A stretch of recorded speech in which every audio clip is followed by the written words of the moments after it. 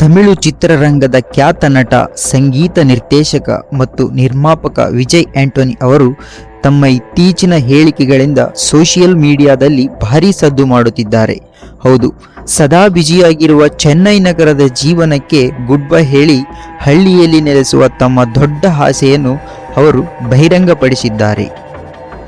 ವಿಜಯ್ ಆಂಟೋನಿ ಅಭಿನಯದ ಶಶಿ ನಿರ್ದೇಶನದ 100 ಸ್ವಾಮಿ ಸಿನಿಮಾ ಬಿಡುಗಡೆಗೆ ಸಜ್ಜಾಗಿದೆ. ಈ ಚಿತ್ರದ ಶೂಟಿಂಗ್ ತಮಿಳುನಾಡಿನ ಕಳ್ಳಕುರಿಚಿ ಎಂಬ ಹಳ್ಳಿಯಲ್ಲಿ ನಡೆದಿತ್ತು. ಅಲ್ಲಿನ ಹಸಿರು, ಅಲ್ಲಿನ ವಾತಾವರಣ ವಿಜಯ್ ಆಂಟೋನಿ ಅವರ ಮನಸ್ಸನ್ನು ಸಂಪೂರ್ಣವಾಗಿ ಬದಲಾಯಿಸಿದಂತೆ.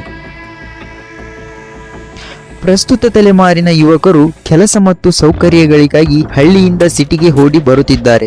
ಆದರೆ ನಗರಗಳಲ್ಲಿ ಮಾಲಿನ್ಯ, ಟ್ರಾಫಿಕ್ ಮತ್ತು ಮಾನಸಿಕ ಒತ್ತಡ ಹೆಚ್ಚಾಗಿದೆ. ಇಲ್ಲಿ ದೊಡ್ಡ ದೊಡ್ಡ ಮಾಲ್ಗಳು, ಮನರಂಜನಾ ಕೇಂದ್ರಗಳಿದ್ದರೂ ನಿಜವಾದ ನೆಮ್ಮದಿ ಸಿಗುತ್ತಿಲ್ಲ ಎನ್ನುವುದು ವಿಜಯ್ ಅವರ ಅನಿಸಿಕೆ.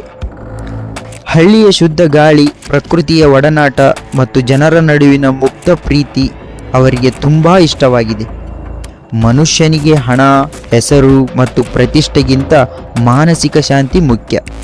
ಅದಕ್ಕಾಗಿಯೇ ಮುಂದಿನ 2-3 ವರ್ಷಗಳಲ್ಲಿ ಪೊಲ್ಲಾಚಿಯಂತಹ ಪ್ರಶಾಂತವಾದ ಹಳ್ಳಿಯಲ್ಲಿ ಜಮೀನು ಖರೀದಿಸಿ ಅಲ್ಲಿಯೇ ನೆಲೆಸಲು ಅವರು ಈಗಿನಿಂದಲೇ ಸಿದ್ಧತೆ ನಡೆಸುತ್ತಿದ್ದಾರೆ. ನಿಜ ಜೀವನದ ಘಟನೆಗಳನ್ನು ಆಧರಿಸಿ 100 ಸ್ವಾಮಿ ಚಿತ್ರದಲ್ಲಿ ವಿಜಯ್ ಆಂಟೋನಿ ಅವರು ರೈತನ ಪಾತ್ರದಲ್ಲಿ ಕಾಣಿಸಿಕೊಂಡಿದ್ದಾರೆ. ಅವರ ಈ ಹಳ್ಳಿಯ ಕನಸು ಸದ್ಯಕ್ಕೆ ಸಾಮಾಜಿಕ ಜಾಲತಾಣಗಳಲ್ಲಿ ಸಖತ್ ವೈರಲ್ ಆಗ್ತಿದೆ. ಅಭಿಮಾನಿಗಳು ಕೂಡ ಅವರ ಸರಳ ಮತ್ತು ಹೊಸ ದೃಷ್ಟಿಕೋನಕ್ಕೆ ಮೆಚ್ಚುಗೆ ವ್ಯಕ್ತಪಡಿಸುತ್ತಿದ್ದಾರೆ.